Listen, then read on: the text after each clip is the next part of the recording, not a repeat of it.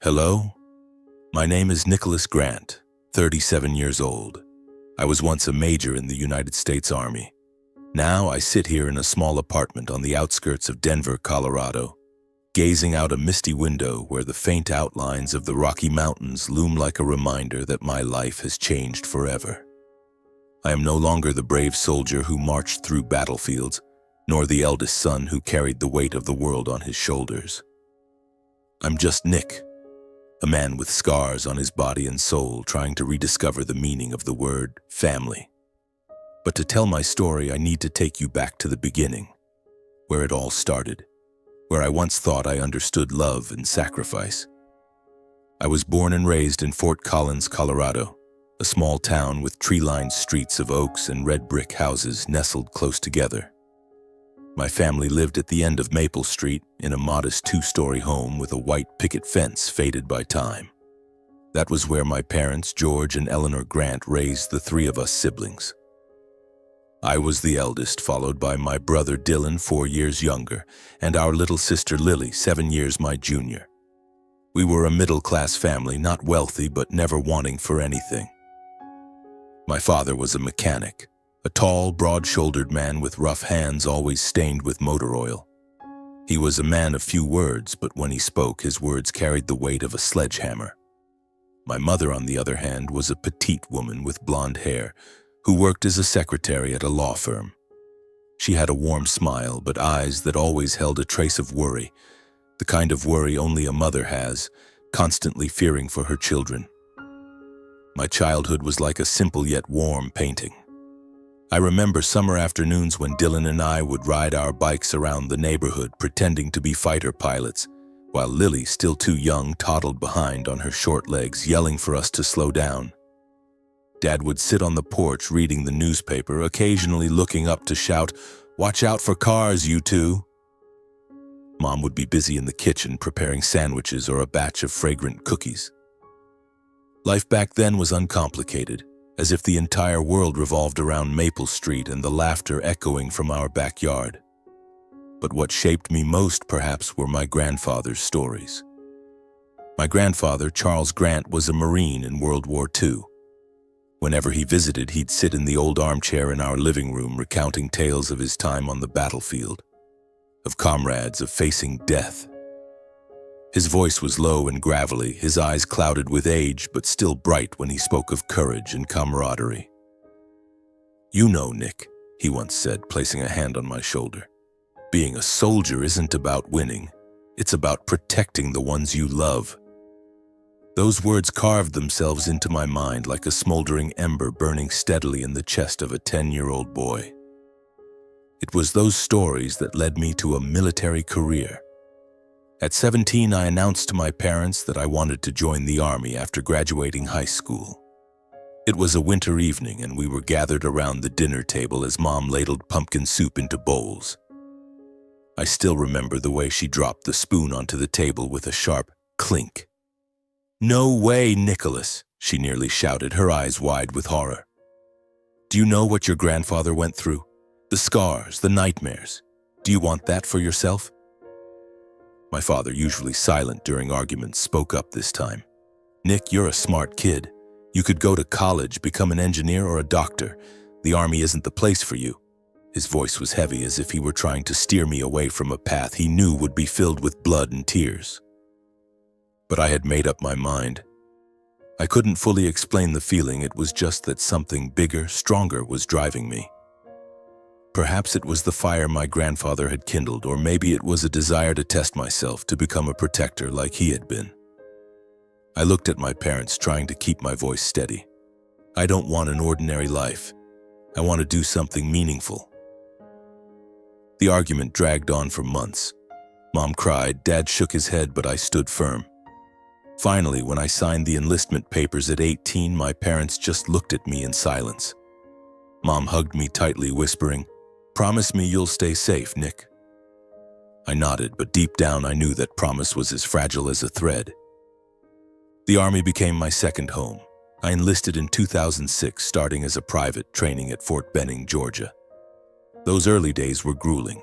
5 a.m. runs, combat drills that left my body aching, and nights lying in bed wondering if I was truly strong enough.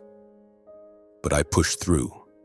I learned how to shoot, how to survive in the wilderness, how to stay calm when everything around me fell apart, and I loved it. Not for the violence, but for the sense of belonging to something greater than myself. I climbed the ranks quickly. By 25, I was a captain. By 32, I was a major.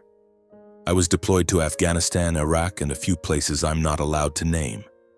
Each mission was a brush with danger where death lurked just behind me. I saw comrades fall, heard bombs explode mere meters away, felt the icy chill of death's blade at my throat. But I never faltered. I thought of my grandfather, his stories, and I told myself, I have to be strong, for my family, for the ones I love. Family, that was the fire that kept me going. Even thousands of miles away, I thought of my parents, Dylan and Lily. I sent nearly all my paychecks home. My parents had retired when I was 24, living off a modest pension. Dylan was studying engineering in college, and Lily, my little sister, was dreaming of becoming a fashion designer. I wanted them to have a better life, free from financial worries. Every month, I wired money to my parents' account along with a short letter. I'm fine, don't worry, love to everyone. I never mentioned the sleepless nights, the times I woke up drenched in sweat from nightmares. I didn't want them to worry, but I rarely came home. My military life kept me constantly on the move. In a year, I'd return to Fort Collins only once or twice, usually for Thanksgiving or Christmas. During those visits, I tried to savor every moment. I remember the smell of Mom's cookies, Lily's laughter as she talked about the boys chasing her, and Dad's thoughtful nods when I shared stories about military life. But I didn't realize that over those years my family was changing. They still loved me, I knew. But the distance between us was growing, like a small crack I hadn't even noticed. When I was 33, everything fell apart. During a mission to rescue comrades in Afghanistan, I was severely injured. A mine exploded near where my team and I were taking cover. All I remember is a deafening blast, then a burning pain in my left leg. When I woke up, I was in a military hospital, my body bandaged, my head spinning. The doctor said I was lucky to be alive, but the cost was steep. I lost some mobility in my left leg, suffered hearing damage in my right ear, and chronic pain began to haunt me like a curse. Worse, I was diagnosed with PTSD, post-traumatic stress disorder. Nightmares of the battlefield, the sound of explosions, and the faces of fallen comrades tormented me every night. I was awarded the Purple Heart in the hospital, an honor any soldier would take pride in. But as I held that cold medal, I felt only emptiness. It couldn't ease the pain or restore what I'd lost. My career ended there. I was discharged, not because I wanted to, but because my body could no longer keep up. I returned to the U.S., not as a hero, but as a broken man trying to piece himself back together. I decided to return to Fort Collins that Thanksgiving, unannounced. I wanted to surprise my parents, show them the medal, tell them I was okay, even though I knew it was a lie. I thought my family would be the place to heal my wounds, that their love would soothe my nightmares. But I didn't know that in that familiar house a painful truth was waiting for me. A truth that would make me question everything I had ever sacrificed for. When I stepped off the bus, clutching the Purple Heart medal, I looked at the house on Maple Street. The white picket fence was still there, but now more chipped and peeling. The oak tree in the front yard still stood tall, yet something felt different, as if time had faded everything. I took a deep breath, trying to muster a smile. I'm home, I told myself. But deep inside, a sense of unease began to creep in, as if I were about to walk into a storm I hadn't seen coming. I slung my military duffel bag over my shoulder and walked slowly up the path to the house. Each step was a small battle with the aching pain in my left leg. The chronic pain had become an uninvited companion, a constant reminder that I was no longer the strong soldier I once was. In my right hand, I gripped the wooden box containing the Purple Heart, the one thing I hoped would make my parents proud. I imagined my mother hugging me, tears streaming down her face and my father placing a hand on my shoulder as he used to when I was a boy. "Well done, son," I pictured him saying. But that uneasy feeling clung to me like a silent shadow trailing behind. It was nearly Thanksgiving and the crisp Fort Collins air draped everything in a thin layer of frost. I glanced around the neighborhood, the houses aglow with lights, the faint smell of wood smoke from fireplaces and the distant sound of children laughing. It was all so familiar, yet I felt like a stranger. Standing at the front door, I took a long breath and knocked. I hadn't told them I was coming, wanting to surprise them. Part of me hoped my mother would rush out and envelop me in a hug, like she did when I returned from far-off deployments. The door opened and there was Mom, her eyes wide with shock. "Nicholas!" she cried, her voice trembling. She rushed forward, wrapping her arms around me so tightly I nearly lost my balance. I felt the warmth of her old sweater, the familiar scent of her light perfume. "Why didn't you say anything? I had no idea you were coming," she said, pulling me inside, her small hands gripping my arm as if afraid I'd vanish. "I wanted to surprise you," I said with a smile, trying to mask the stab of pain in my leg as I stepped into the living room. Dad was sitting in his armchair, newspaper folded in his hands as he looked up at me. His eyes lit up, but there was a cautiousness in them, as if he were trying to read me. "Nick," he nodded, standing to clap a hand on my shoulder. "You're back, son." I nodded, a warmth spreading through me. This was home, my family, the place I'd thought of during long nights on the battlefield. But as I looked around, I noticed small changes. The family photo on the mantel had been replaced with a new frame showing Dylan and Lily at their graduations. The old photo, where the four of us beamed during a camping trip, was gone. I told myself Mom was probably just rearranging, but that uneasy feeling stirred again, stronger now. "Where are Dylan and Lily?" I asked, settling onto the sofa. The couch felt familiar, but its fabric was worn as if time had eroded it, just as it was eroding me. "Dylan's working in Denver. He'll probably be here tomorrow," Mom replied, bustling to the kitchen to grab a glass of orange juice. "Lily's in New York, working for a fashion company.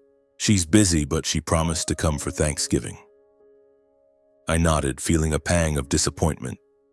I'd hoped the whole family would be here, gathered like the old days. But I reminded myself things had changed. Dylan was now an engineer, living a stable life. Lily, the little girl who used to chase me for stories, was an ambitious fashion designer. And me? I was just a veteran, jobless, with no clear future, only scars and a medal. I pulled the wooden box from my bag and opened it, revealing the purple heart gleaming under the living room light. "I wanted to show you this," I said, my voice slightly shaky. "They gave it to me for my last mission." Mom froze, the glass of orange juice hovering midair. She stepped closer, her eyes wide, and touched the metal as if it were fragile. "Oh, Nick," she whispered, tears rolling down her cheeks. "What did you have to go through to earn this?" Dad stepped closer, looking at the metal, then at me. "You've made me proud," he said, his voice low but firm. But something in his eyes unsettled me, a hesitation as if he wanted to say more but held back. I gave them a brief, sanitized version of what happened. I didn't mention the mine's deafening blast, the nights I woke drenched in sweat from nightmares, feeling like I was still on the battlefield. I only said I was injured, that I saved my team, and that I was now discharged. Mom hugged me again, and Dad just nodded as if trying to process my story. That night, I lay on my old bed in my childhood room, staring at the ceiling. The small cracks in the plaster were still there, like a map of days gone by. But I couldn't sleep. The pain in my left leg throbbed with every movement, and the ringing in my right ear was relentless. I grabbed the bottle of painkillers from my bag, swallowing 2 without water, and closed my eyes, hoping sleep would come. Instead, images from the battlefield flooded back, explosions, screams, and the faces of comrades I couldn't save. I bolted upright, heart pounding, sweat dripping down my forehead. I got up and quietly left my room, intending to grab a glass of water from the kitchen. The house was cloaked in darkness, lit only by the faint glow of a nightlight in the living room. As I passed my parents' room, I heard hushed voices. It was Mom, her voice trembling, as if holding back emotion. I stopped, not meaning to eavesdrop, but her words froze me in place. "George, do you think we did the right thing?" she said, her voice low but clear. "About the will?" The will? My heart tightened. I stood there, motionless, as if my body had turned to stone. I knew I shouldn't listen, but my feet wouldn't move. Dad responded, his voice lower. "Eleanor, we've discussed this. Dylan and Lily need the inheritance more. Nicholas was a soldier. He has a pension, a stable life. He doesn't need anything from us." Each word from Dad stabbed into my chest like a knife. I tried to breathe, but the air felt thick. They were leaving everything to Dylan and Lily and me, the one who sent nearly every paycheck home, who sacrificed his health, his career, his entire life. Got nothing? My head pounded, my ears rang, not from my injury, but from the painful truth slamming into my heart. "But Nick, I'm worried about him," Mom said, her voice choking. "He's just been discharged, badly injured. If we don't leave him anything, is that fair to him?" "Eleanor, he's strong," Dad replied, his voice firm but cold. "He'll manage. Dylan and Lily are young. They need the support to build their futures. Nick has his medal, his honor. He doesn't need this house or our savings." I couldn't listen anymore. I stepped back, my left leg trembling, my hand gripping the sofa to keep from falling. My mind spun. All the years I sacrificed, the letters I wrote, the money I sent home. Did they mean nothing? They thought I was stable? They thought I didn't need anything because I was a soldier. I wanted to burst into their room, scream, ask why they were treating me this way. But I couldn't. I just stood there in the dark, feeling my heart shatter. I barely slept that night. Early the next morning, before the sun rose, I got up. I couldn't stay in that house another minute. I packed my things, stuffed the Purple Heart into my duffel bag, and left a short note on the kitchen table. "I have to go. Don't worry about me." I didn't want to face my parents or hear their explanations. Their words from the night before were clear enough. I walked out of the house, my bag heavy on my shoulder, the Purple Heart silent in its box. The sky was still dark, the oak tree in the yard standing still as if witnessing my pain. I didn't have a car and didn't want to turn back.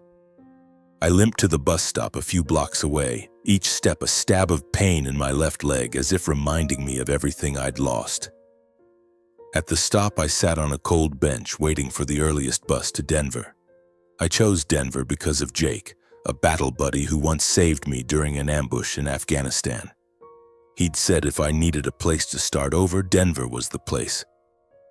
"There are people there who'll help you, Nick," he'd told me. I clung to that promise, though only a sliver of hope remained. On the bus, passengers' eyes darted toward me, curious, tinged with pity.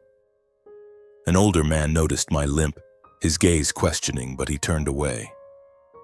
I lowered my head, avoiding their stares, wishing I could disappear. The pain in my leg throbbed, the ringing in my right ear like a haunting tune. But the worst pain was in my heart, crushed by the realization that my family, the ones I'd sacrificed everything to protect, didn't see me as part of them. When the bus reached Denver, I made my way to the Denver Veterans Service Center, a low-rise building on Broadway. Jake had mentioned it, saying they helped veterans find housing, jobs, and therapy for invisible scars. I walked in, my duffel bag still heavy, my heart pounding. A staff member with a warm voice asked what I needed. I need a place to stay," I said, my voice faltering. "And maybe someone to talk to." They led me to a counselor who asked about my injuries, my PTSD, and what I'd been through. I told them hesitantly about the battlefield, my family, and the will. They listened and spoke about temporary housing programs, physical therapy, and peer support groups. I began Blueberry to feel a small spark, not quite hope, but a sense that I wasn't entirely alone. That day, the center arranged for me to stay in a temporary boarding house in downtown Denver. The room had only a single bed, an old wooden table, and a window overlooking a bustling street. The noise of traffic outside couldn't drown out the ringing in my right ear, nor could it soothe the sharp pain in my left leg every time I shifted position. But the deepest pain was still in my heart, a raw, bleeding wound from my parents' words about the will, from the realization that I, who had sacrificed everything, meant nothing to them. Around 11 a.m. that day, my phone buzzed incessantly, the screen lighting up with calls from Mom and texts from Dad. "Nick, where are you? Come home. We need to talk, Nicholas. Mom's worried sick." I stared at the messages, my fingers hovering over the screen, but I didn't respond. Each text was like a knife, rekindling both my pain and my anger. They were worried? They needed me? Then why did they only leave the inheritance to Dylan and Lily? I, the eldest, who sacrificed more for the family than anyone, was treated like a stranger? I turned off the phone, tossed it onto the bed, and closed my eyes, trying to block out the images of the house on Maple Street. I couldn't go back. I couldn't keep living as I had, as a soldier who put family above everything even when they didn't value it. For 15 years in the military, I sent nearly all my paychecks home. I gave up personal dreams, relationships, just so my parents could live comfortably, so Dylan and Lily could go to college and build their futures. But now, when I was broken, when I needed them most, they saw me as stable, someone who needed nothing but an empty medal and hollow honor. I opened my duffel bag, took out the wooden box holding the Purple Heart, and looked at it under the light. It gleamed, but to me it was just a reminder of what I'd lost: my body, my career, and my faith in family. That night I lay in bed listening to the traffic outside and the pounding of my heart. A decision crystallized, cold but clear. I would stop sacrificing. It was time to live for myself. No more monthly money transfers, no more brief letters hiding my pain. I didn't want to be the eldest son carrying the world anymore. I wanted to rediscover Nicholas Grant, not Major Grant, not the big brother, but just Nick, an ordinary man with dreams long buried. The next morning I went to the bank, clutching my veteran's ID. I canceled the joint account I'd used to send money to my parents. The bank teller, a middle-aged woman with a polite smile, asked if I was sure. "You've been sending money to this account regularly for years," she said, her eyes curious. I nodded, my voice firm. "I'm sure." As I signed the paperwork, I felt a strange liberation, as if I'd shed an invisible chain, but a twinge of guilt crept in. Was I being too selfish? Would my parents, Dylan and Lily, be okay without me? Then I remembered Dad's words. "Nicholas has a pension, he doesn't need anything." Anger surged, drowning out any hesitation. They'd chosen how to treat me, and now I'd choose how to live. I returned to the Denver Veterans Service Center where my counselor, Tom, a Vietnam War veteran, was waiting. Tom had a weathered face and calm eyes that had seen too much pain. "You okay, Nick?" he asked, gesturing to the chair across from him. I sat, my hand unconsciously rubbing my left leg. I don't know," I replied, my voice hoarse. "I just canceled the account I used to send money to my family. I'm done." Tom nodded, non-judgmental.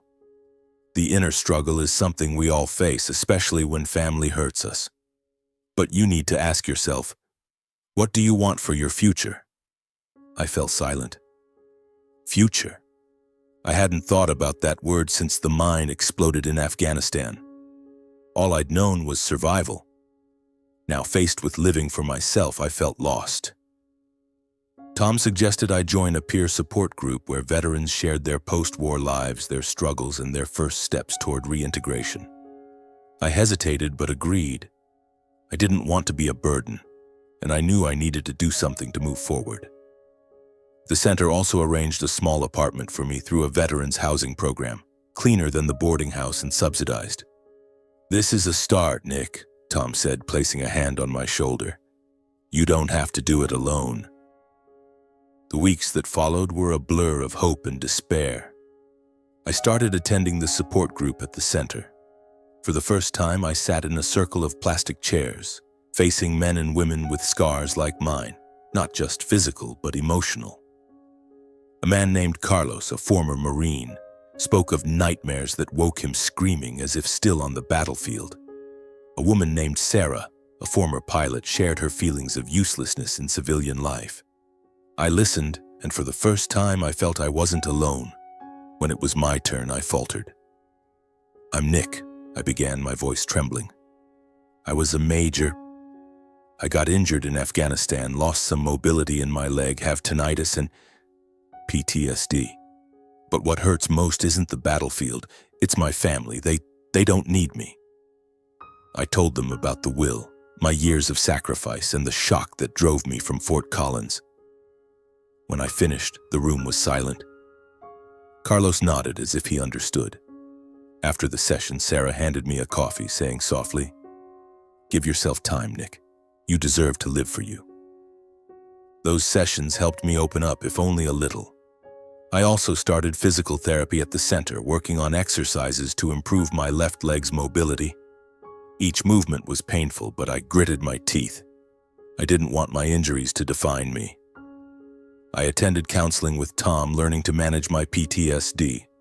He taught me breathing techniques to control panic attacks and journaling to release dark thoughts. I began writing, even if just scribbled lines about war, family, and pain. As I tried to rebuild, my family began feeling the consequences of my decision. A month after I canceled the account, Mom texted, her tone frantic. "Nick, please, we're struggling. Bills are piling up and Dad can't cover the debts. Can you help?" I sat in my apartment, my mind in turmoil. Part of me wanted to give in, to send money, to be the eldest son again. But then I recalled Dad's words. "Nicholas doesn't need anything from us." I took a deep breath and replied coldly, "Ask the heirs you chose, not me." I turned off my phone, my heart pounding. That message was both a dagger to myself and a declaration of freedom. I felt pain, but also relief, as if I'd stepped out of an invisible prison. Mom called again, texting repeatedly, "Nick, I'm sorry, we didn't mean to hurt you. Please talk to us." But I didn't respond. I couldn't, not yet. In the months that followed, I heard from an old Fort Collins neighbor that my family was struggling. My parents couldn't pay the mortgage on the Maple Street house, utility bills were piling up, and they'd cut expenses to the bone. Dylan, now an engineer in Denver, tried to help, but his salary barely covered his own life. Lily in New York sent small amounts occasionally, but it wasn't enough to save them. Part of me felt guilty. I knew my parents didn't mean to hurt me, that they thought I was stable. But a larger part, the part wounded too deeply, whispered, "They chose this. Now they face it." Meanwhile, I took steps to live for myself. I found a part-time job at a Denver gym, assisting trainers with basic exercises. The pay wasn't great, but it gave me purpose, a reason to leave my apartment each morning. I met colleagues who didn't know my past, didn't look at me with pity. They called me Nick, the guy who was always cheerful and punctual, and I began to like that version of myself. But living for myself didn't mean I was healed. Nightmares still came, pulling me back to the battlefield, to explosions and fallen comrades. Some nights I woke, drenched in sweat, heart racing, sitting by the window, breathing deeply to remind myself I was in Denver, not Afghanistan. Therapy with Tom helped me cope, but PTSD was a persistent enemy lurking in the shadows. I started finding joy in simple things. I bought a small notebook and wrote more, not just about war, but about what I wanted to do. I wrote about wanting to draw again, a childhood hobby I'd abandoned. I wrote about wanting to travel, even if just a short trip to the Rockies near Denver. Those scribbled words, however simple, made me feel alive, like I still had a future to reach for. One day, as I sat in my apartment looking out at Denver's sprawling skyline, my phone buzzed again. It was Dylan. "Nick, I know you're angry," he said, his voice low. "But Mom and Dad need you. They didn't mean to hurt you. I didn't know about the will until you left." I stayed silent, gripping the phone. I wanted to believe him, to go back, but I couldn't forget my parents' words. "Take care of them yourself, Dylan," I replied coldly. "I've done enough." I hung up, looking at the Purple Heart on the table. It no longer shone as it had in the hospital, but it still reminded me of my courage. I'd faced war, death, and wounds that would never heal. Now I was facing another battle, to find myself again. I told myself, "You deserve happiness, Nick. Don't stop." The months that followed in Denver were a slow but meaningful journey. I continued my part-time job at the gym, regularly attended the peer support group, and kept up with physical therapy and counseling sessions with Tom. While I was gradually rediscovering myself, my family in Fort Collins was grappling with the consequences of my decision. I still didn't answer calls or texts from Mom and Dad. My phone buzzed daily, but I let it fall silent, the screen lighting up then fading. I wasn't ready to face them, not ready to hear explanations about the will or why they thought I was stable and needed nothing. But one morning, as I sat in my apartment sketching the oak tree from our old house, a long text from Mom stopped me cold. "Nick, I don't know where you are, but I hope you read this," the message began. "We sold the house on Maple Street. We couldn't pay the debts and the bank foreclosed. Now Dad and I live in a smaller house in Loveland, just a few miles from Fort Collins. I know you're angry, and I don't blame you. You did so much for our family and we didn't see it. I'm sorry, Nick. I'm not asking for money or help. I just want your forgiveness, to see you again, to make up for the hurt I caused. I love you, son." I read the message over and over, my hands trembling. They sold the house on Maple Street where I grew up, where I rode bikes with Dylan, where Lily chased after us begging for stories. The oak tree, the white fence, the smell of Mom's cookies, all now just memories. But what stunned me was Mom's tone. No blame, no demands for money, only remorse and love. Another message from Dad followed. "Nick, I was wrong. I didn't realize how much you sacrificed. I just want you to know you've always been my pride. Give me a chance to make it right." I sat there, phone in hand, feeling like my heart was torn in two. Part of me wanted to delete the messages, to stay angry, to keep my distance, to protect myself. But another part, the one that still remembered Mom's hugs and Dad's thoughtful nods, whispered that maybe it was time to forgive. I brought the story to my session with Tom. I told him about the messages, the sale of the Maple Street house, and the pain still smoldering inside me. Tom listened, his calm eyes never leaving mine. "Nick, you've come a long way," he said. "You've learned to live for yourself, to face your wounds. But learning to forgive is part of this journey too." I asked him, "But what if they hurt me again? What if I open up and get betrayed?" Tom smiled, a sad but knowing smile. "Forgiveness is a risk, Nick. But not forgiving is also a risk. The risk of carrying that pain forever. Which one can you live with?" Tom's question lingered for days. I wrote about it in my journal, sketched it in my drawings, images of the old house, my parents, Dylan and Lily. I realized that despite the hurt, I still loved my family. They weren't perfect, but they were my family. And maybe, just maybe, they were truly sorry. A week later, I made my decision. I called Dylan and asked for my parents' new address in Loveland. "Nick, you're really coming?" Dylan asked, his voice a mix of surprise and joy. "I'll let them know. They'll be thrilled." I didn't say much, just nodded over the phone, a mix of nervousness and anticipation rising within me. I took a bus to Loveland, a short trip but heavy with emotion. The pain in my left leg flared with every jolt of the bus, but I focused on what awaited me. When the bus stopped in a quiet neighborhood, I stepped off, my military duffel bag slung over my shoulder.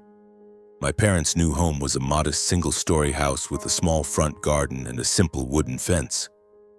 It wasn't the Maple Street house, but it still held a familiar feeling, the feeling of family. I knocked on the door, my heart pounding.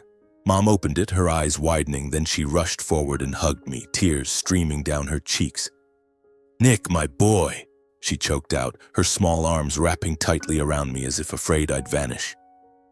Dad stood behind her, his weathered face breaking into a rare smile. "Come in, son," he said, his voice low but warm. We sat in the small living room on an old sofa they'd brought from the old house. Mom brought out a tray of cookies, the same kind she made when I was a kid, their aroma pulling me back to Maple Street days. They told me about the tough months, the sale of the house, and how they realized they'd been wrong to overlook my sacrifices. "I never wanted you to feel unimportant," Mom said, holding my hand. "I just wanted Dylan and Lily to have a good start. But I forgot that you needed me too." Dad nodded, adding, "I've revised the will, Nick. You get an equal share, like Dylan and Lily.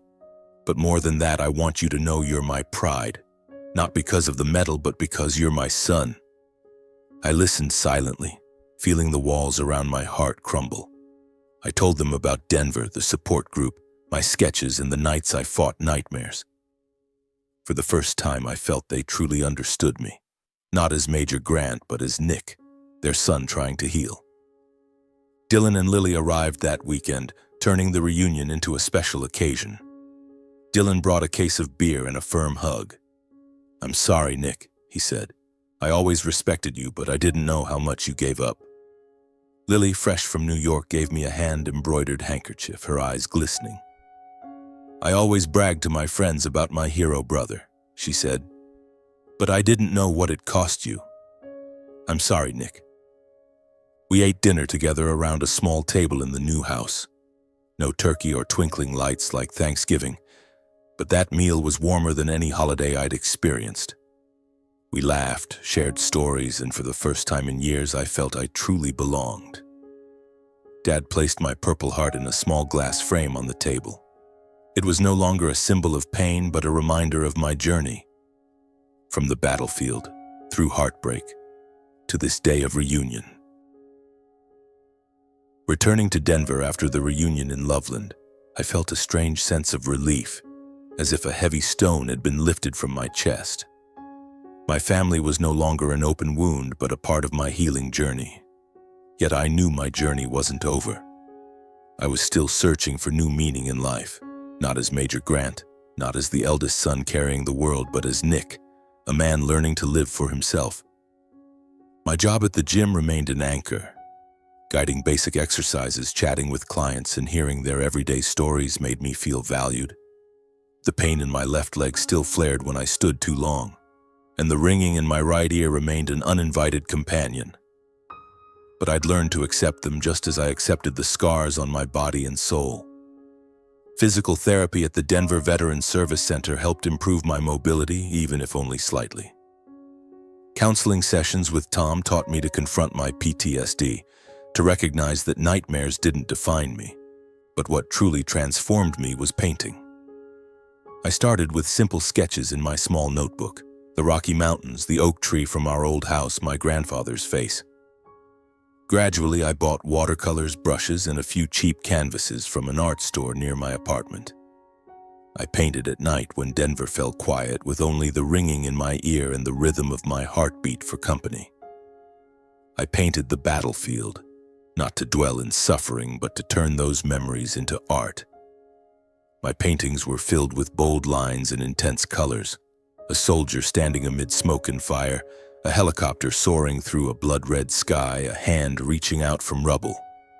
They weren't beautiful in a conventional way, but they were raw, real, and mine. One evening at the peer support group, I brought a painting, a battlefield scene with a soldier cradling a wounded comrade, eyes full of determination. I hesitated to share it with the group. Carlos, usually quiet, stared at it for a long time before nodding. "You captured our soul, Nick." Sarah, with her gentle smile, said, "You should do something with these paintings. They're not just art. They're your story." Their praise left me flustered but proud. For the first time, I felt I could create something meaningful, not with a gun or sacrifice, but with my own hands. I started posting my paintings on a social media platform Sarah recommended. At first, I just wanted to keep them as an online journal, but comments began to appear. "This painting made me cry," one person wrote. "I'm a veteran too, and I see myself in it," another commented. A small art gallery in Denver contacted me, asking if I'd like to display a few pieces in an exhibition for local artists. I could hardly believe my ears. I'm not a professional artist, I told the gallery manager, a middle-aged woman named Ellen. She smiled. You don't need to be professional, you just need to tell your story. The exhibition took place on a summer evening in a cozy space with warm yellow lights and white walls. I stood there, limping in an old suit, watching my paintings hang on the walls. Visitors, from art lovers to veterans, paused before each piece, whispering to one another. An older man wearing a veteran's cap shook my hand and said, "Thank you for showing us what we've been through." I nodded, my throat tight. For the first time, I felt the Purple Heart, now framed at my parents' house, wasn't the only thing defining my courage. In my journey to rediscover myself, I not only found passion but also rekindled old connections. One afternoon, while cleaning up after a shift at the gym, a social media notification stopped me in my tracks. It was an invitation to a high school reunion in Fort Collins. I hesitated. I'd left Fort Collins to escape painful memories, but after reuniting with my family, I felt strong enough to face the past. The reunion was held at a small restaurant in Fort Collins with twinkling lights and soft music. I walked in, leaning on a cane to ease the pressure on my left leg, feeling out of place among familiar yet distant faces. Then I saw her, Tracy, my old high school classmate who sat next to me in chemistry class junior year. Tracy was the same, with her glossy brown hair and gentle smile, but now she carried the confidence of a grown woman. "Nick Grant," Tracy called, her eyes lighting up as she recognized me. "Is that really you?" We hugged, a brief but warm embrace. Tracy was now an English teacher at a Denver high school. She told me about her life, her mischievous students, and the days she wrote poetry to unwind. I shared my story, military service, my injuries, and my journey with painting. She listened without judgment, her eyes full of empathy but not pity. We talked all evening as if the 18 years since graduation hadn't passed. Tracy asked about the paintings I'd posted online, and I shyly told her about the exhibition. "You have to show me," she said, her voice excited. "I always knew you had talent, Nick. Remember when you drew that bird on the chalkboard? The chemistry teacher almost punished you." We laughed, and for the first time in years, my heart felt light, unburdened by pain. After the reunion, Tracy and I stayed in touch regularly. She texted, called, and sometimes stopped by the gym with coffee. "I don't want you drinking that awful gym coffee," she'd say, winking as she handed me a fragrant latte. I began looking forward to our meetings, our long conversations about everything: books, movies, the dreams we had as kids. One evening, Tracy invited me to her Denver apartment to watch a movie. I arrived bringing a small painting, a sketch of the Rockies at sunset. "For you," I said, feeling my face flush. Tracy looked at the painting, then at me, her eyes sparkling. "Nick, this is the most beautiful gift I've ever received," she said, then hugged me. The hug lingered longer than usual, and when she looked at me, I knew something was shifting. Our relationship grew naturally, like a gentle river. Tracy didn't just admire my courage on the battlefield. She valued my resilience in overcoming adversity. She listened when I spoke about my nightmares, my PTSD, and the days I felt worthless. "You're the strongest person I know, Nick," she said one evening as we sat on a park bench watching the sunset. "Not because you were a soldier, but because you never give up." I opened up to Tracy more than anyone else. I told her about my family, the will, and the day I reunited with my parents in Loveland. She held my hand, saying nothing, but her presence made me feel safe. We began making plans together: short trips to the Rockies, movie nights at the theater, even the idea of opening a small cafe where I could display my paintings and Tracy could host poetry readings for her students. A year after reuniting with my family, I stood in the small Denver gallery for my second exhibition. This time I displayed not only war paintings but also ones about my new life, my family, Tracy, the mountains, and Colorado's blue skies. My parents, Dylan and Lily, were there, standing proudly among the crowd. Mom hugged me, whispering, "You make me so proud, Nick." Dad clapped my shoulder, a rare smile on his weathered face. Dylan and Lily teased me about my too serious suit, but their eyes were full of love. Tracy stood beside me, her hand tightly clasped in mine. She wore a simple blue dress, her smile radiant as sunlight. "You did it, Nick," she said, looking at the paintings on the walls. "You turned your scars into art." I looked at her, my heart overflowing, not with pain, but with happiness. After the exhibition, Tracy and I walked along the South Platte River, the city lights reflecting on the water. I pulled a small box from my pocket containing a simple ring. "Tracy," I said, my voice trembling, "you helped me find myself again. I want to build a future with you, whatever it holds. Will you be my partner?" She looked at me, her eyes glistening, and nodded. "Yes, Nick, I will." We embraced under Denver's starry sky, and for the first time everything felt right. The Purple Heart, now framed at my parents' house, was no longer a symbol of what I'd lost, but a reminder of what I'd found: family, passion, and love. I've walked through dark days, from the bombs in Afghanistan to the shock of my family's will and the nights wrestling with PTSD. But I've learned that no matter how cruel life can be, you can choose to rise. My advice is to learn to forgive, but never forget your own worth. Family, friends, or even war may hurt you, but only you decide how to heal. Paint, love, or simply breathe under the night sky. Find what makes you feel alive. I found happiness in brushstrokes, in Tracy's embrace, and in family dinners. You'll find your light too, if you keep moving forward.